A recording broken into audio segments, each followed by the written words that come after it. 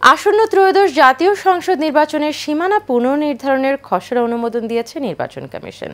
এতে ৪২টি আসনে পরিবর্তনের প্রস্তাব করেছে কারিগরি কমিটি।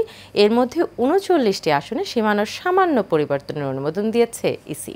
নারায়ণগঞ্জে ৩টি সংসদীয় আসনে সীমানা পুনরায় নির্ধারণের সুপারিশ করেছে নির্বাচন কমিশন। এই সুপারিশ বাস্তবায়িত হলে পরিবর্তন আসতে যাচ্ছে নারায়ণগঞ্জ ৩, ৪ এবং ৫ আসনে।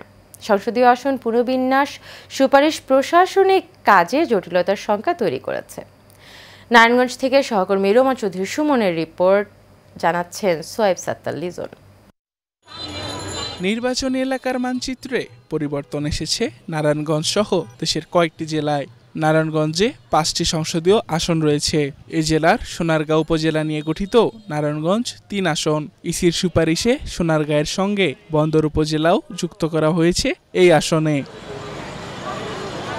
নতুন সুপারিশে নারায়ণগঞ্জ সিটি কর্পোরেশনের ২৭টি ওয়ার্ডকেই কেবল নারায়ণগঞ্জ ৫ আসনের এলাকা হিসেবে নির্ধারণের সুপারিশ করেছে ইসি।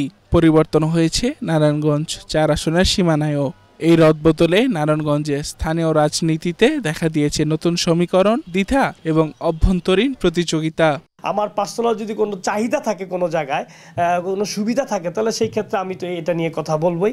আর যদি আমার পার্সোনালি যদি কোনো সুবিধা না থাকে, চাহিদা না থাকে, তাহলে আমি জনগণ আমাকে যেখানে চাবে বা আমরা জনগণকে নিয়ে যেখানে কাজ করতে স্বাচ্ছন্দ্য বোধ করবো, আমরা সেখানেই কাজ করতে পারবো। রাজনৈতিক এবং সুশীল সমাজের সব ব্যক্তিদেরকে নিয়ে যদি এটা কাউন্সিলিং করে, আলাপ আলোচনা করে যদি এটা করতো, তাহলে এখন যে প্রশ্নগুলো আসছে সেই প্রশ্নগুলো হয়তো আসতো না। নির্বাচন কমিশন যে বিন্যাসটা করছে আসনটা, ওই হিসাবে একটা ভারসাম্য ঠিক রাখছে, যে ভোট যেন একটা ভারসাম্য থাকে, কোথাও বেশি হয়ে যায়, কোথাও কম হয়ে যায়। পরিষেবার মান যদি ঠিক রাখতে হয় এবং যদি জনদরিদ্র হয়, আশা করি ঠিক থাকবে, এটা ভালো হবে, খারাপ না। তবে জেলা প্রশাসক জাহিদুল ইসলাম জানান, আসন বিন্যাসের প্রশাসনিক কাজে কোনো সমস্যা তৈরি হবে না। তবে কেউ চাইলে লিখিত আকারে অভিযোগ দিলে তা আমলে নেওয়া হবে।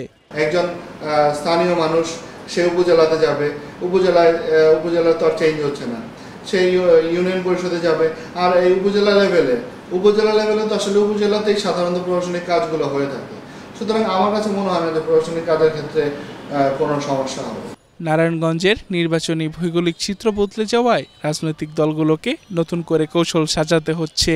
বিশেষ করে প্রধান রাজনৈতিক দলগুলোর মধ্যে এই পুনর্বিন্যাস একদিকে যেমন প্রতিযোগিতার ক্ষেত্র উন্মুক্ত করেছে, তেমনি তৈরি করেছে সমন্বয় সংকট। সোয়েব সাত্তার লিজন, এশিয়ান টেলিভিশন।